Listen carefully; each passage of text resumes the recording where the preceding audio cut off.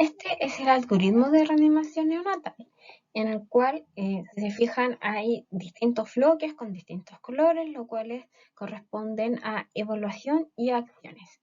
Por lo tanto, lo primero que debemos de realizar es una evaluación antinatal frente al nacimiento. Una vez que nace, debemos de evaluar al recién nacido con 3 preguntas. Si el niño es de término, se respira, llora o tiene buen tono muscular. Si todas las respuestas son positivas, se proceden a cuidados de rutina, si no, se comienzan con los pasos iniciales de la reanimación. Luego, se evalúa nuevamente el esfuerzo respiratorio del recién nacido y, si es que está en apnea, se inicia la ventilación a presión positiva. La ventilación a presión positiva se debe comenzar idealmente dentro del minuto de vida. Luego pasa a compresiones torácicas, luego a administración de drogas y expansor de volumen. Y así uno se va a ir devolviendo de acuerdo a las respuestas de la evaluación del recién nacido. Ahora vamos a ver paso por paso cómo es el algoritmo de la reanimación neonatal. Como les comentaba, una vez que nace el recién nacido, se debe evaluar si es que es de término, si respira o llora o tiene buen tono.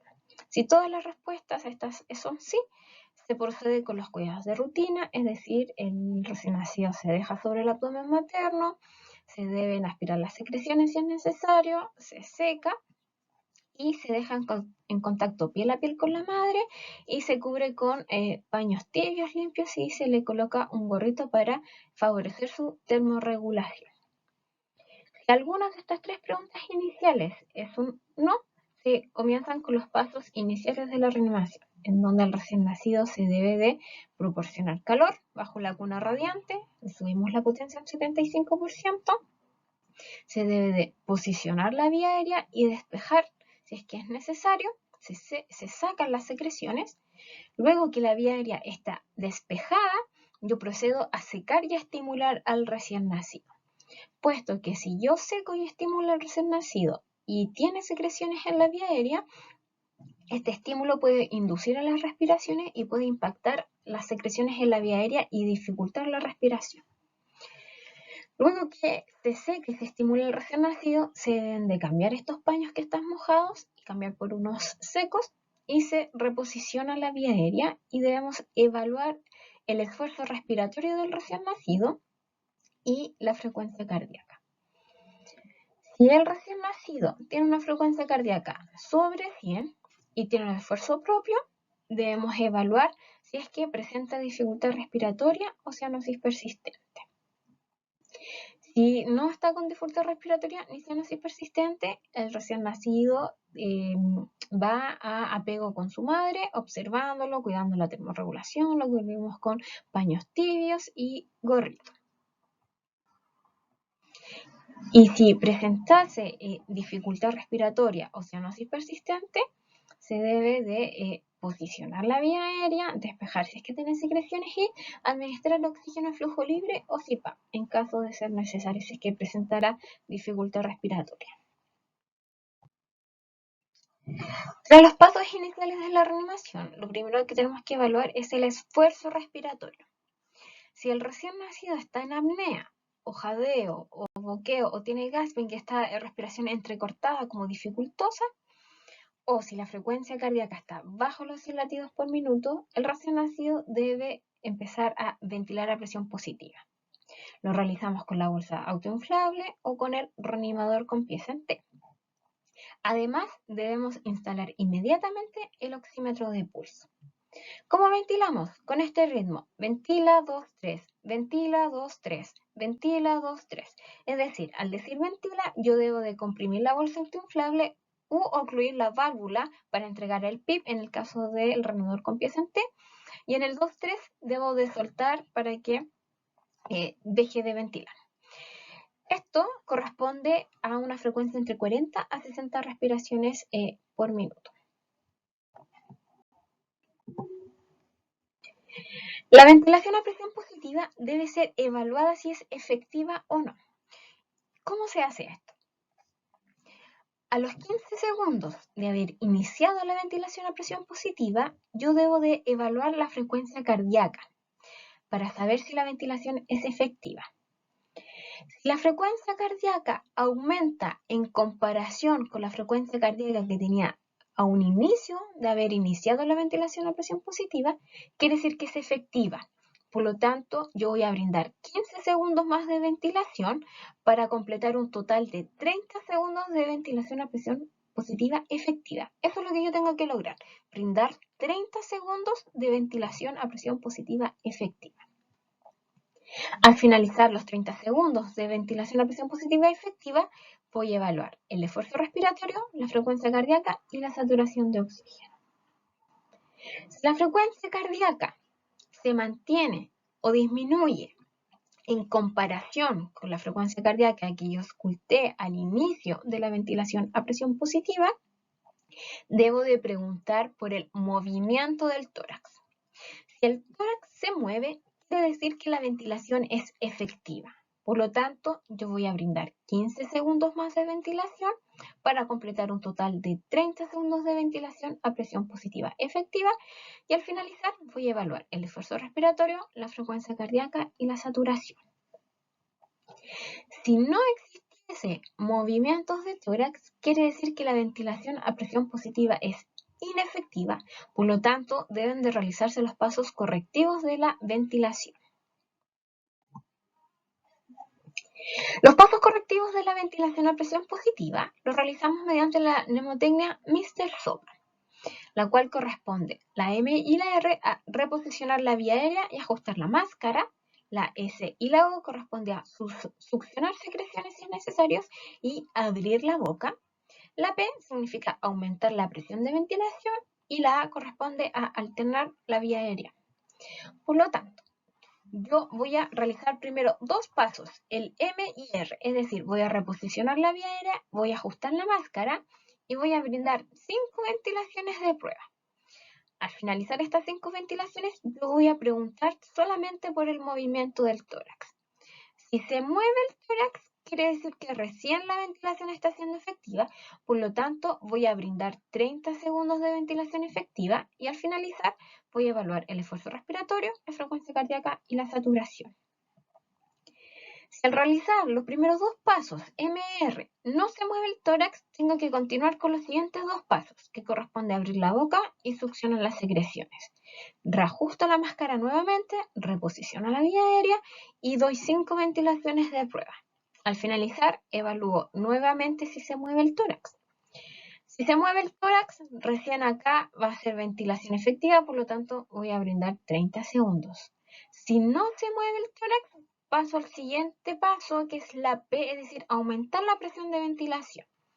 Si estoy ventilando con una bolsa autoinflable, debo apretar un poco más fuerte la bolsa.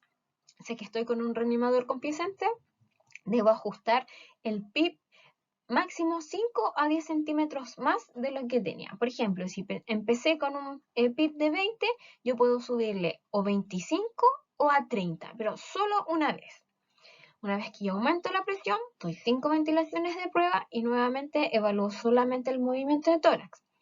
Si no se mueve el tórax, paso al siguiente y último paso que corresponde a alternar la vía aérea. Por lo tanto, acá se debe intubar o colocar una máscara laringea.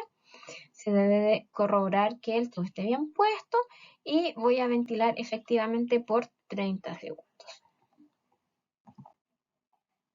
Con respecto a la vía aérea alternativa, la podemos realizar con intubación endotráquea. Para ello, primero debemos de medir la distancia nasotrago, es decir, con la cinta métrica desde la punta de la nariz hasta el trago de la oreja se va a medir. A esta medición se le tiene que sumar 1, es decir, por ejemplo, si de acá a acá mide 8 centímetros, le sumo 1, van a ser 9, por lo tanto, el tubo endotraqueal tiene que quedar a 9 centímetros. En la marca del tubo endotraqueal donde dice 9, tiene que quedar a la altura de la comisura labial. También está esta tabla que nos ayuda también a saber cuánto debe ser inserto el tubo endotraqueal. Se realiza la laringoscopía, se observan las cuerdas vocales y se introduce el tubo, el cual esta técnica no debe ser más allá de 30 segundos. Máximo en 30 segundos el recién nacido ya debe estar intubado. Una vez que se corrobora que el tubo esté bien puesto, ocultando ambos campos pulmonares, que se escuche el ruido aéreo en ambos campos, que el tórax se mueva simétrico, que al ocultar en el epigastrio no se escuche aire, yo ahí voy a fijar el tubo endotraqueal con cinta, como se ve acá, y voy a empezar a ventilar. Y también se debe de colocar los electrodos. ¿Ya? El monitor electrocardiográfico se debe instalar en el momento que yo inserto una vía alternativa. Si no resultase la intubación endotraqueal, yo voy a instalar una máscara laringea y voy a ventilar con la máscara laringea.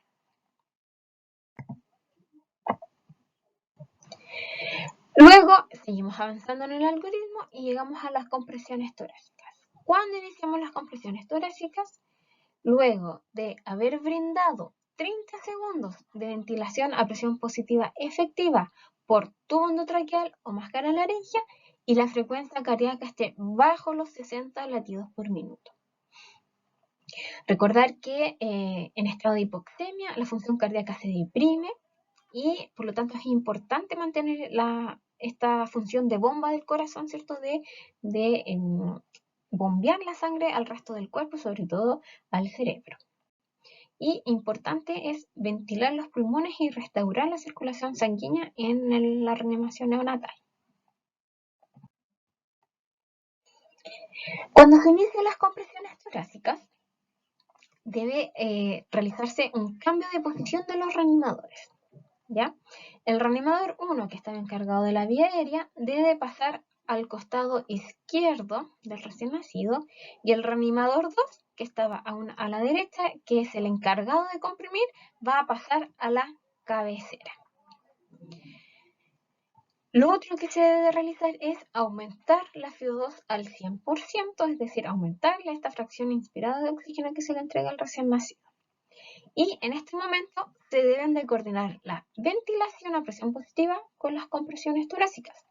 Con este ritmo, y 1, y 2, y 3, y ventila, y 1, y 2, y 3, y ventila.